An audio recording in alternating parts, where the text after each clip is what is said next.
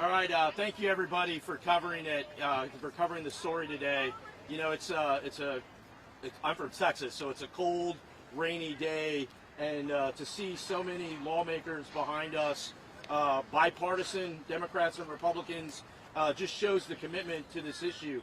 You know, right now we've had 14 Border Patrol agent, CBP, Customs and Border Patrol agents that have lost their lives due to suicide. And so I'd like to take a brief moment to just honor them. So we'll take a moment of silence for them.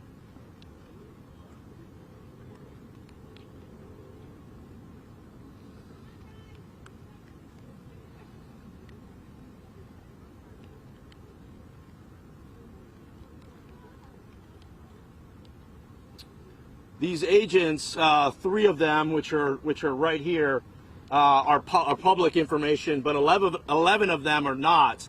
And part of today is to highlight these aren't statistics, these aren't numbers on a paper. These are real people impacted by, you know, their families have been turned upside down. And while in Washington there's a lot of division that divides us, and policy often drives us in a lot of different directions, there's a lot of things that should unite us. You know, I have 6 children. Birth, you know, life should unite us, and death should unite us. The fact that we have 14 agents that have committed suicide is a problem. And I look at it as it's this body that needs to solve that problem. And we need to do it in a manner that brings us all together. So I'm proud of every one of these members of Congress that have come out today. I'm grateful for Brandon Judd, the president of the Border Patrol Union, to speak as well. Yeah, I spent 20 years in the military, and I spent 5 years in Iraq and Afghanistan. And I saw during the height of Afghanistan in particular, a lot of DOD suicides. And one of the things that stopped that was putting effort. Congress actually came together and they passed some legislation that created a task force that included DOD and outside organizations to specifically address this. So I put together a piece of legislation. It's called the TAPS Act, Taking Action to Prevent Suicides. We've already got several members on it. I'll circulate it. We'll drop it later this week, but I'll circulate it as well. The goal is this. The goal is to bring this body together to solve real problems for real people in a manner that is productive. There's so much division in this place. And part of that is we've already done some things. I sit on the Appropriations Committee. My good friend Henry Cuellar sits on the Appropriations. Many of us are appropriators. We've appropriated $23 million for that, but that's not enough. We have to take it a step further. The last thing I want to share before turning it over to my good friend Henry Cuellar and throughout the other members is Uvalde is in my district. The Uvalde shooting happened about 6 months ago. One of the stories that didn't really come out from that was there was a Border Patrol agent that was deployed to Uvalde from a different sector that responded to that crisis. He went into the room and he got to see all those graphic babies and was surrounded by all this death. And he has had to deal with that every single day from that point on. And this agent is still working. This agent is still doing his job. But these things that they are seeing, what they've been exposed to, 100% has an impact on you. I go back to it. It reminds me of my time in the military. These warlike situations are just, they leave an everlasting impact on you. And we're about to go into Christmas. The holidays is usually when the suicides spike through. So we wanted to take a moment and come up with real solutions as both Democrats and Republicans, as well as working with the union and others to solve this. I want to stop there and I want to turn it over to my good friend Henry Cuellar, who is my neighbor to the south. Between the two of us, we represent 50% of the southern border. We work together. We know this issue firsthand. And thank you, Henry. He predicted it was going to be rainy and cold. So thank you, Henry, for doing this. Rainy and warm. Rainy and warm. Notice we do have red and blue, but today it's all of us working together. I want to thank my good friend Tony Gonzales, who's taken a lead on this, and I certainly look forward working with him and with all the colleagues. And as I told Brendan, Border security is not a Republican or a Democratic issue. It is a issue that affects all Americans.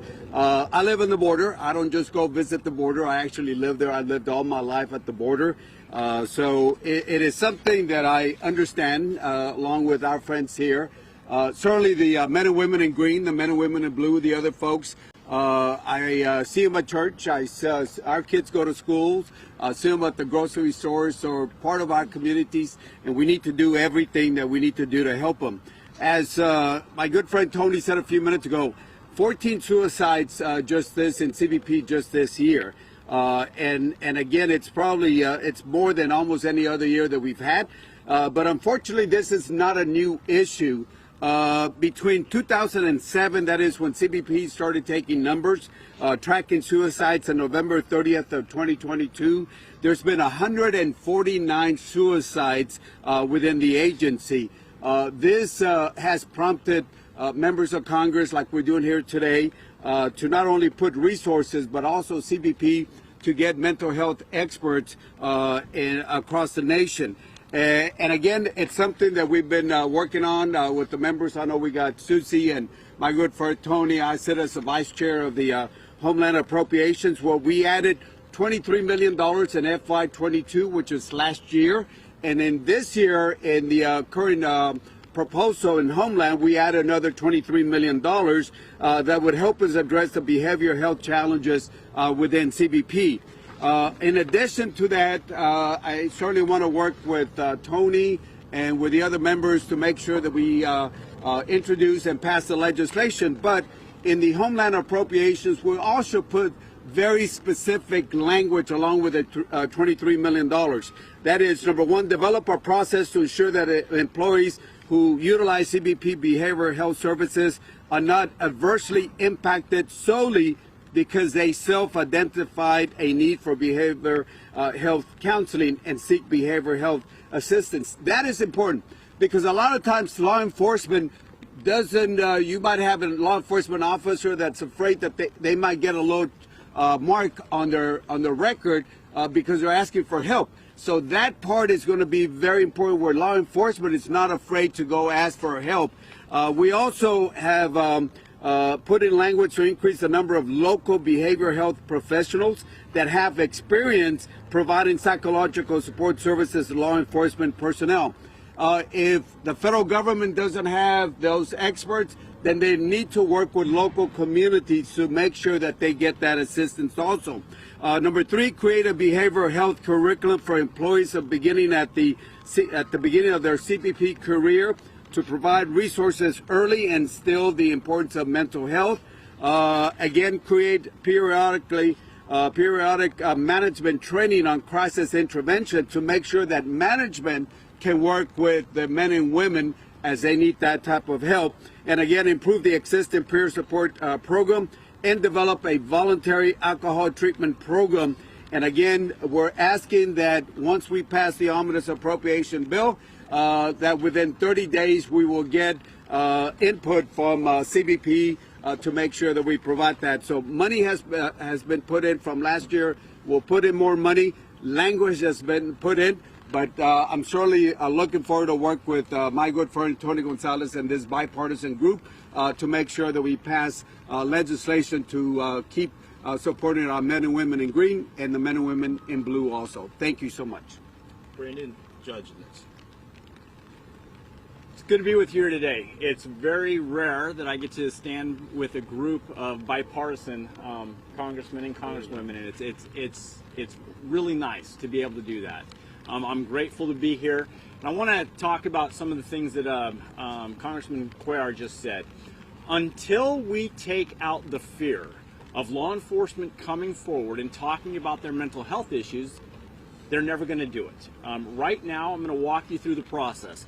If a Border Patrol agent or a CBP officer right now comes to management and says that they have a mental health issue and they've seen a doctor, they're going to immediately have their law enforcement authority revoked. And when they have that law enforcement authority revoked, they're then in front of their peers in plain clothes, and their peers now know that something is wrong. That is a huge fear for anybody to come to management or the agency to tell them that they have an issue. And because of that, that discourages an awful lot of people of doing this. I know this firsthand because I get to deal, or I get to speak with these agents and these officers that have these issues, because I have to guide them through the process. And the thing that we constantly hear is that I don't want to come to the agency and let them know, because I'm, one, going to lose pay, I'm going to lose my law enforcement authority, and everybody is going to know what's going on. So Congressman Cuellar, he outlined a lot of the things that can take place that is going to destigmatize this fear. I'm sorry, not destigmatize, but take away the fear of these officers and agents coming to the agency. And if we can do that, I believe we can absolutely cut down on the number of suicides that we have. Over 140 suicides since 2007, 14 this year, 2009, 14 as well. That's our high water mark.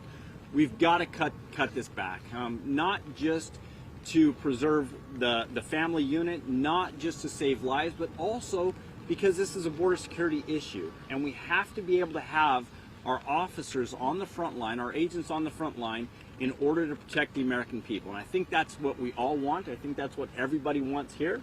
Save lives, and as well as to protect the American people from any threats that might come across our southwest border and our northern border.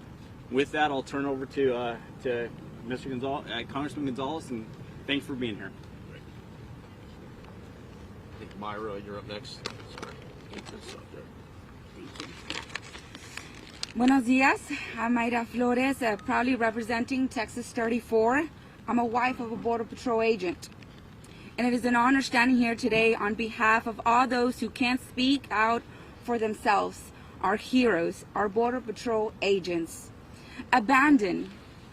Those are the exact words so many Border Patrol agents have talked to me about. They feel abandoned by this administration. Abandoned.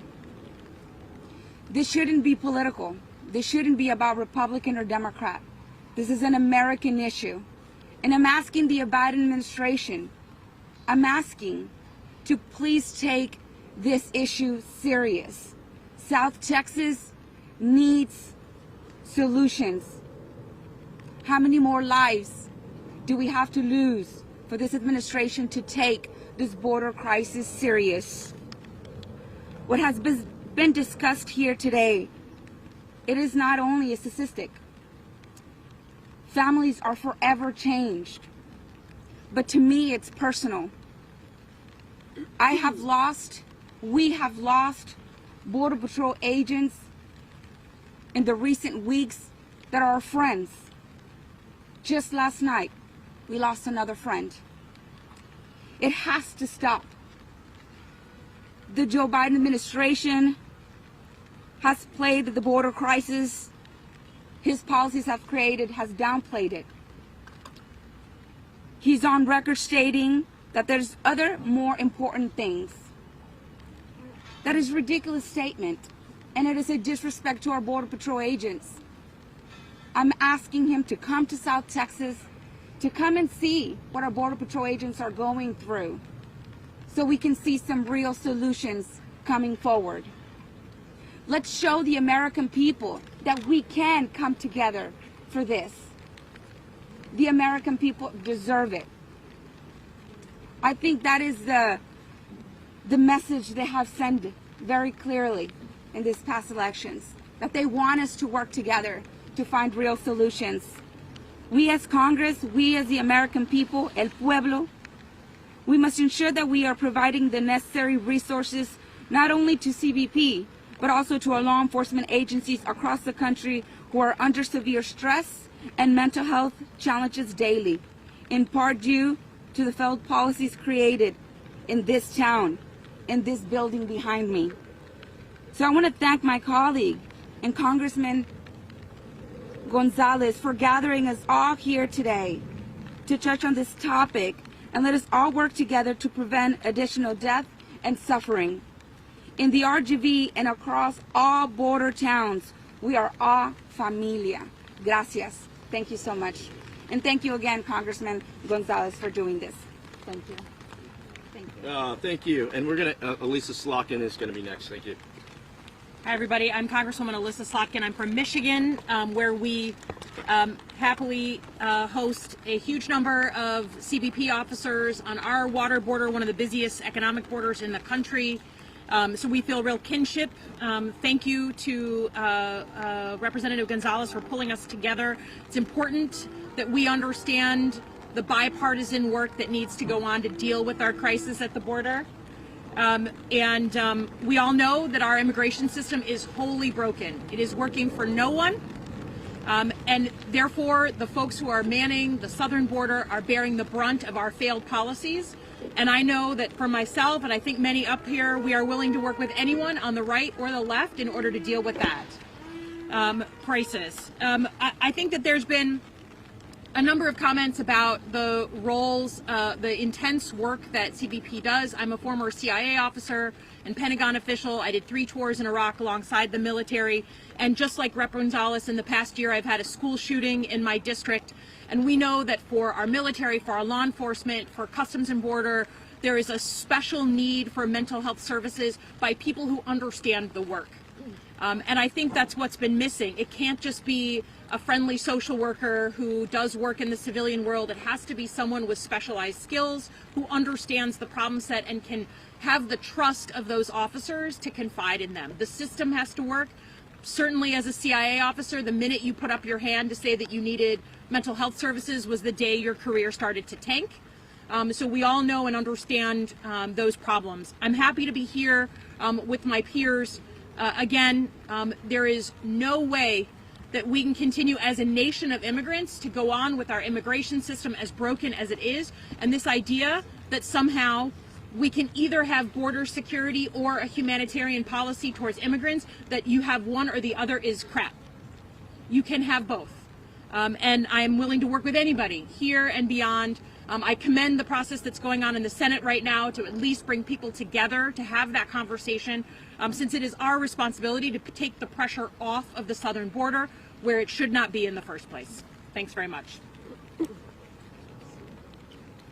Nicole, you're up next. Good morning, everyone. Congresswoman Nicole Maliotakis. I represent New York State, and I'm proud to stand with my colleagues to discuss this very important issue and to push for the solutions that were outlined in a bipartisan manner. What's happening at our border is absolutely tragic. When you have Border Patrol agents, and I did go visit them when I first was elected 2 years ago, and to be able to speak with them and hear their stories, it's incredibly frustrating to sign up to do a job and then not be able to do it. I mean, their job, they signed up with pride and passion to secure our nation's borders, to protect the homeland, to protect American citizens, to protect the migrants that are traveling.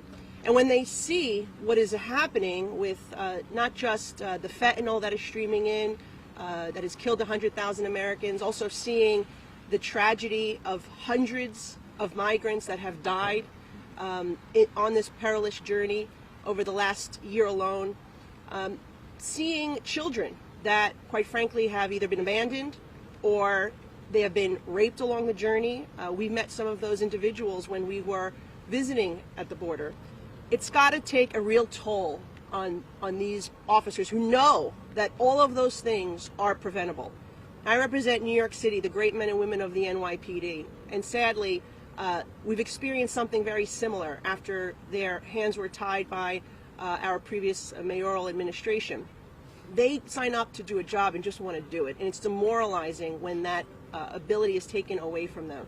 So I stand in support of our CBP agents along with my colleagues here today. We must find solutions. We do encourage the administration to visit the border, hear from them, hear what their concerns are, and let's work together to resolve this issue. Let's secure our borders, support our CBP agents, give them the tools they need to do their job, and also let's encourage them, not discourage them, from seeking mental health help to deal with some of the things that they've had to view over the last couple of years. Susie's up next, right? Okay, great. Thank you.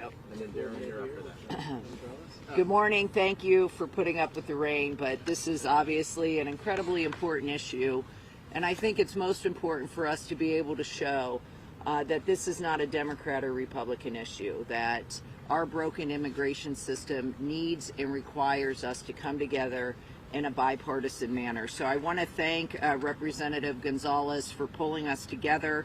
I actually had the pleasure to also work with Representative Gonzales on the bipartisan VA Zero Suicide Demonstration Act. And this is a bill that will address the veteran suicide epidemic in this country. I appreciate his leadership on combating suicide in our most vulnerable groups, but most importantly, our law enforcement professionals. I remain hopeful that border security and immigration reform is something that we will find common ground on. But most importantly, this issue today that we are dealing with this bill is about mental health. And mental health is primary health care. And to the extent that we can continue to destigmatize mental health, to make sure that we are providing it on a preventative basis, and most importantly for our border patrol agents. I went to the border when I was first elected with some people in this group, and it was acutely aware of the unique pressures that our border patrol agents face. And so basically us being able to address these mental health challenges will truly save lives. And most importantly, I think that I left that trip with a renewed commitment to continue to address this issue. And many times in Congress, when we talk about immigration reform, it's border security or immigration reform. The best thing we can do for border security is a comprehensive immigration reform package. But most importantly, we need to continue to remember that it is men and women who are on the front line, who are enacting our policies, and those are the people that we need to support. And that's why I'm proud to be a supporter of this bill. I thank Representative Gonzales, but most importantly, I thank my colleagues, both Democrat and Republican, who are willing to reach across the aisle to make sure that mental health care is addressed as primary health care, and we continue to support the men and women who are on the front lines of this country. So thank you, and I'll turn it over to Tim. Oh, Derek. Okay.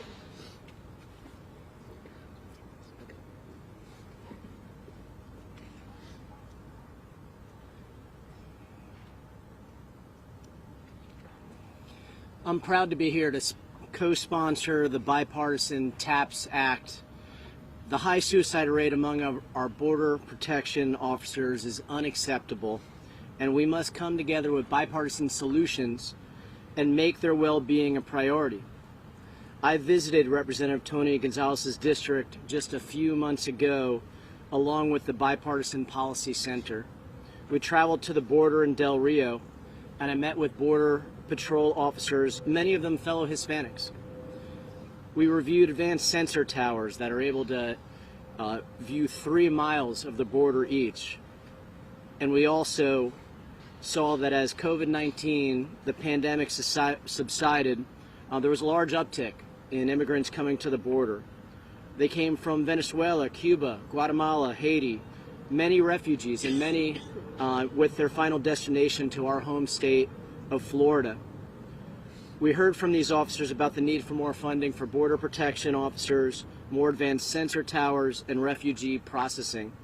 That's why I support President Biden's proposed Homeland Security budget, and the administration is requesting increases for all 3 of these areas to keep our homeland safe and respect international refugee laws. This heightened period of immigration has also taken its toll on our border protection officers, and that's why I support the Bipartisan TAPS Act by my dear friend Tony Gonzales. It creates a multi-agency anti-suicide task force to assess the underlying factors that are leading to the high suicide rate among Customs and Border Protection officers. In 12 months, they'll submit a report, much like what was done after Afghanistan and Iraq, and I thank him for his service. The Homeland Security Secretary, Mayorkas, would then develop a plan on the task force recommendations. While many of us may have disagreements on border solutions, both here and across the Congress. Nonetheless, we have to still come together, find common ground, find solutions like the TAPS Act, because our border protection officers deserve nothing less for protecting our homeland. Thank you. Monica, you. Hello, my name is Monica De La Cruz, and I proudly represent Texas' 15th Congressional District. The RGV sector is one of the largest Border Patrol sectors in the entire nation. And in fact, two of the gentlemen here on this board come from the RGV sector. So this is close to home for us. These Border Patrol agents and their families, they are our friends, they're our neighbors, they're the people that we have over on Sunday for dinner. This is an important issue, and the reason why is because we can all agree that there is a crisis on our border that needs immediate attention, and the media has covered that. But what the media doesn't hear are the stories that Border Patrol families are telling us, and those stories include things such as brave men and women who wake up extra early and they make extra sandwiches, so that when they find an abandoned child on a farmland left by the cartel that is hungry, they have food to give them. They hold granola bars in the back of their truck so that they're able to give them a bite to eat when some of these children have been with cartel members and coyotes and haven't eaten for days. You don't hear the stories of the Border Patrol men who are delivering babies in the harsh brushland of Texas. All of this takes a toll on our brave men and women who are defending our nation's borders. And that is why I am here standing alongside both my Republican and Democratic colleagues today, because we need to draw attention to what is affecting our agents and get them the resources that they need. Thank you. We'll take a question or two if anyone has them. Yes. What are the reasons behind the suicide that you have learned, and have you talked to U.S. Customs and Border Protection about that? We have. I mean, when suicide happens, it's often very complicated, and it's usually not one specific issue that impacts you. A lot of times it's work, it's personal life, it's other factors into it. Part of what the TAPS Act does is help find those issues and get ahead of them. Very similar to what DOD did, whether that's finances and pay, whether that's relationship issues, or like what Brandon mentioned earlier, just allowing agents to